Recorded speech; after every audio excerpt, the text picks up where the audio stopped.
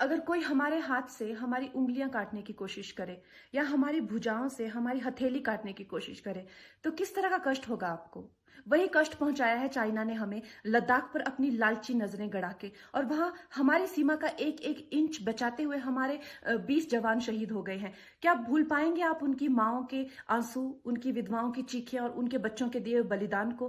क्या ये सोचना ठीक है कि सेनाओं का जो सरहदों पे जो युद्ध होता है वो सिर्फ सेनाओं का होता है, वो सिर्फ सरकार का होता है? क्या उसमें हमारा कोई योगदान नहीं है?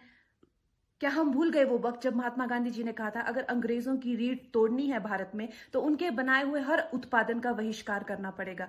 तो क्या ये जरूरी नहीं है कि हम भी इस युद्ध में हिस्सा लें, क्योंकि लद्दाख सिर्फ एक जमीन का टुकड़ा नहीं है, भारत की अस्मिता का एक बहुत बड़ा हिस्सा है, भारत की हथेली है। हम उसे किसी तरह से इस दुश्मनों के उनके गंदे इरादों में सफल नहीं होने दे सकते। तो क्या हम लोगों को इसमें हिस्सा नहीं लेना चाहिए कि जो चाइनीज जितनी भी गुड्स हैं, जितने भी उनके प्रोडक्ट्स हैं, जिन भी कंपनीज में उन्होंने इन्वेस्ट किया हुआ है, उनसे उनको रिटर्न्स आते हैं, रेवेन्यूज आते हैं, ऑर्गेनाइजेशंस हैं, उन सब का बहिष्कार करें, ताकि वो उस संपत्ति से जो यहां से इंडिया से इकट्ठी करके जाते हैं, उस संपत्ति से हथियार खरीद के हमारे सैनिकों के सीने छन्नी करते हैं। तो क्या हम उन इस युद्ध में हम चाइना का साथ दे सकते हैं? आप बताइए।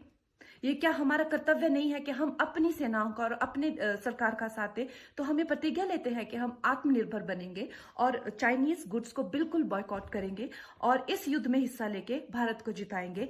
जय हिंद।